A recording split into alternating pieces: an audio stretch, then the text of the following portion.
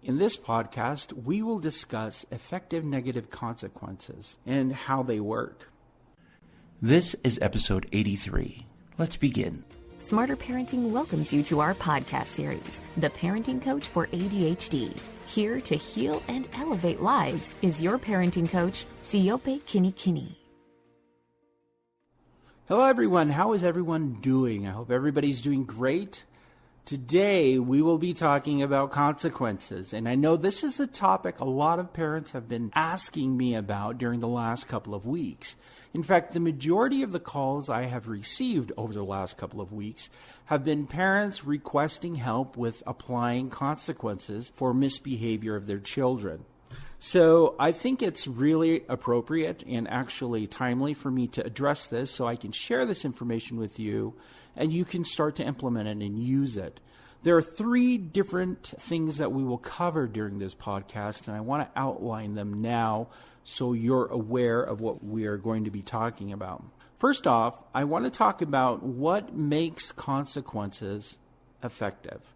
What are the elements that actually make consequences work? The second thing I want to talk about is strategic thinking on your part as a parent to implement consequences in your home. The third thing I want to discuss are the limitations of using consequences to get your desired behavior. Now, I know that you're probably wondering, what does that mean? Because I should implement a consequence and I should get my desired behavior. Well, there are multiple ways to get the behavior that you want, but that comes in part with your ability to strategically think about what it is you want from your child, what type of behavior you want. We're going to jump into each of these three topics as we discuss how we can best help you find out the methods that you need in order to help your children. Now, to begin all of this, we have to have a base understanding of what makes consequences effective.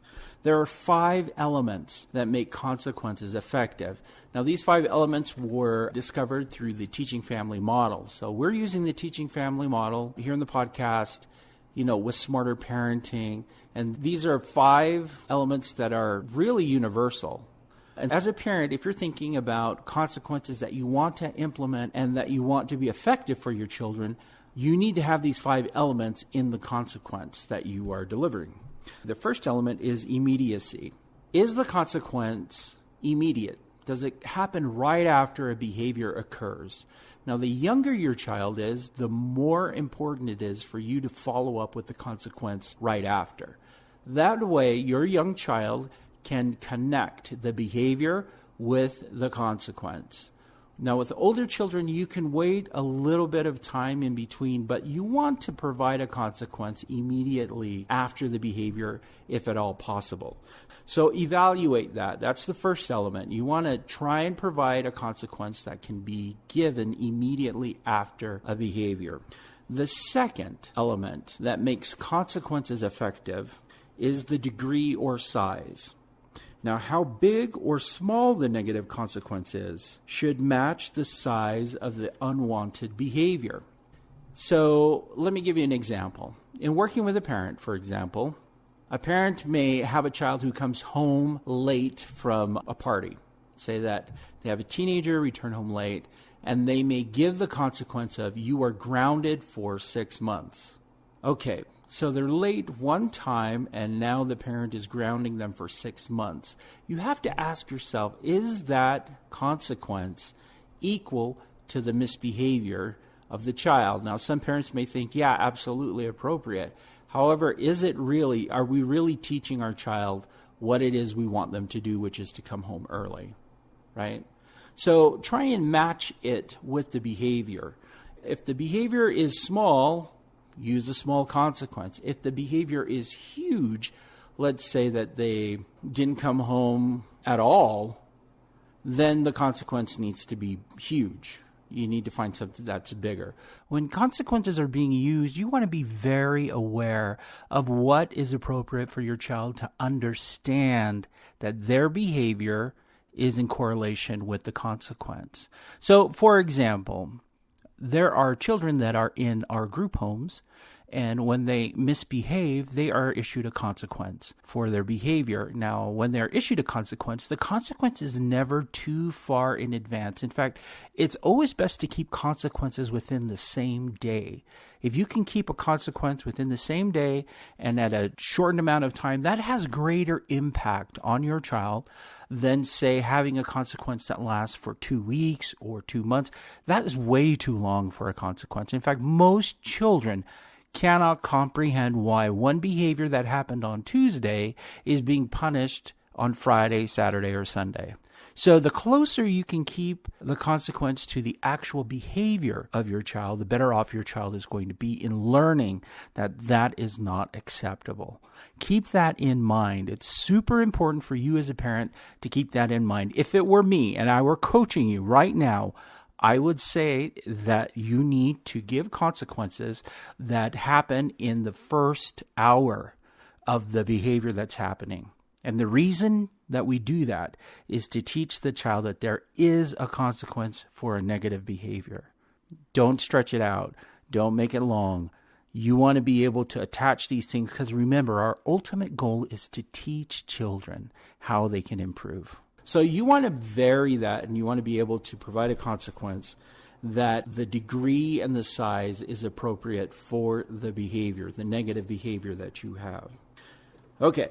The third element for effective consequences is that it is consistent. This is the third element. It is important for you as a parent to be able to follow through with your part of delivering the consequence. If you do not follow through, what you are teaching your child is that they can get away with things sometimes, and it may be worth it to test it to see how many times they can get away with it. If you are consistent and you can follow through with the consequence every time your child learns, okay, this is not going to work because regardless of what happens, I know there's a consequence and I know my parent is going to follow through. Okay? So parents, evaluate if the consequences you are giving can be consistent. Are these things that you can consistently do time and time again? Now, the fourth element that makes effective consequences work is importance. So the negative consequence has to be meaningful for your child. You have to find something that has value to your child. So if you have a young child who misbehaves and you are going to take away a privilege, say that they can't watch TV for an evening, that's great. But if the child doesn't care about TV, then the consequence is not going to work to teach that child what they need to do instead. So it has to be important for the child. This, again, requires you as a parent to evaluate what's important to my child and what can we use that will be valuable enough to help shape and shift their behavior. So, importance. The last element that is necessary to make negative consequences effective is that they need to be varied. Now, switch up the consequences by using a variety of consequences for different negative behaviors. This means that you don't want to use the same consequences over and over and over again over a period of time. So let's say that you have a young child, you're using an effective negative consequence. It's working when they're 5. And then when they're 10, you try and implement it and they just don't respond to it. Okay, that means you have to vary it. You have to change it. Your child has changed. Their interests have changed. And so it's important for you to evaluate, okay, is this working? And what do we need to adjust it in order to keep it effective for my child? So those are the 5 elements that work, that parents need to consider when they are using effective negative consequences. Let me repeat those. The effective negative consequence needs to be immediate. The degree or size of the consequence needs to match the behavior. You need to be consistent as a parent to deliver that consequence. It needs to be important for your child. And the 5th thing is that you need to vary it. You need to evaluate every once in a while, is this working? Do we need to up it? Do we need to change it? Do we need to make it work? A lot of parents will contact me and say, okay, what are the consequences I can give my child? And so we go through this list. We say, okay, what are the things that are of interest to your child? And let's evaluate if they fit the 5 elements. If the 5 elements can be found in a consequence that you are delivering for your child, then chances are that consequence is going to work to change their behavior. There is this tricky aspect when we are talking about consequences where a child can earn back a part of the reward if they're willing to role play it. And we've discussed this before because our ultimate goal is to teach children how to behave appropriately. And so if a child is willing to accept the consequence, but they're willing to role play how they should have behaved in that situation, then lowering the consequence is appropriate. Now, I know a lot of parents are thinking, wait a minute, that just sounds so weird. Why would I do that? Well, remember, our ultimate goal is in teaching children how to behave appropriately. You're always focused on, let's teach our child what they should do. Consequences can be a way that you can reinforce this idea. Now, you're probably thinking, wow, that's a lot to think about, and that's a lot to do. It is. It is. I'm not saying this is easy. I'm just saying this is effective. This is something you can absolutely do. And I promise, once you implement this type of thinking in the way that you deliver effective negative consequences, you're going to find it's a lot easier and it flows a lot better as you start to consider these things in everything that you do. Okay, so really keep those in mind. If you are thinking, hey, I want to correct my child's behavior, I'm going to use a consequence in order to do that. How do I make the consequence effective? Then take into consideration all 5 of those elements. What you are going to discover when you do this is that you are going to weed out consequences that absolutely do not work, that you were probably using, and it will save you time. It will absolutely save you time. I can't tell you how many times parents call me and say, well, I grounded him and I did this and I put him in timeout. It's like, hey, okay, well, let's evaluate if all the 5 elements exist in the way that you are delivering the consequence. And more often than not, there are 2 or 3 elements of what makes a consequence effective missing. So then we go back to the drawing board and we evaluate, and then we come up with things that fit. Can you see how beautiful this is as far as individualizing consequences for your child? I mean, what works for another child may not work for your child. And so this is bringing it to the next level where we can individualize all of this to help your child be successful. And I should just plug this in right now because let's be honest, when you call up for coaching, when you sign up for coaching with me, this is what we do, is we just break down the barriers, we cut right to the core of everything that you need, and we lay it out. And we say, okay, this is what we need to do. Saves you time, saves you effort, saves you pain and headache of trying to figure it out, okay? So you can figure it out. I totally believe in you. I totally believe you can do it. However, if you want to cut through all that and you need some help in using these and having somebody to bounce those ideas off of, I am completely here for coaching. So anyways, we have talked about what makes consequences effective. What are effective negative consequences? I've given you the 5 elements. Now let's talk about strategic thinking on your part. This is the part where a lot of parents and I end up discussing the majority of the time when they call in for coaching. Strategic thinking, for me, is having the parent really, really evaluate where they are and what they can do in providing a consequence, and whether or not a consequence is the best way to go in addressing a negative behavior. Let's take it, for example, a parent who calls in and says, hey, I have a list of consequences I want to implement for my child because my child cannot sit still. In fact, this is an example of a call that I received earlier this week. I received a call from a mother who has an 11-year-old son, and he has a problem keeping his hands to himself.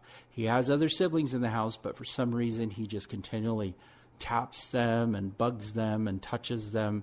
And so the kids complain and mom has to go in and break it up, and she's on him over and over. So she wanted to implement a consequence. So while we were talking about consequences to implement, I asked her, okay, I need you to tell me, what do you want your child to learn? What does he need to learn? And when I asked her that, she said, okay, I need to think here. And she had to think, because all she wanted to do was consequent the behavior. She wanted to provide a consequence for that negative behavior, rather than thinking about what is it that he actually has to learn. Now, the reason I ask that question is because it makes parents shift their mind into a more positive and resourceful state. We're no longer attacking the problem and just slapping on a consequence for it. We're actually looking at it and saying, okay, in what way can we help this child improve? In what way can we really deliver for this child what this child needs in order to be successful? So in our discussion, she discovered that what she wanted was for him to learn how to control himself and respect other people's boundaries. Okay, so now that we're going to teach to that, right? We're going to teach him how to respect boundaries.